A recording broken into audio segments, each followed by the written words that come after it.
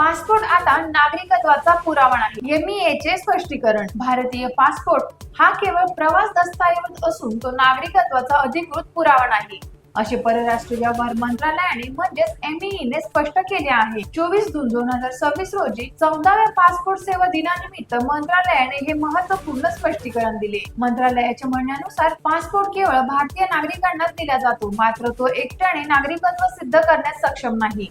परदेशात प्रवास करताना व्यक्तीची राष्ट्रीयत्व ओळख पटवणे हा त्याचा मुख्य उद्देश आहे.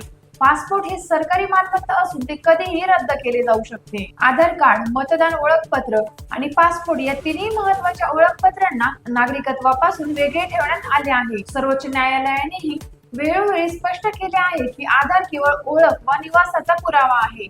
भारतीय नागरिकत्व हे नागरिकत्व कायदा 1955 अन्वये निश्चित होते. जन्मतारीख, पालकांचे नागरिकत्व व कायदेशीर नोंदणी यावर आधारित नागरिकत्व ठरवले जाते. एनआरसी प्रक्रियेत अनेक नागरिकांना हे दस्तऐवज उपलब्ध नसल्याने अडचणींचा सामना करावा लागत आहे. हा या निर्णयाचा व्यापक परिणाम आहे.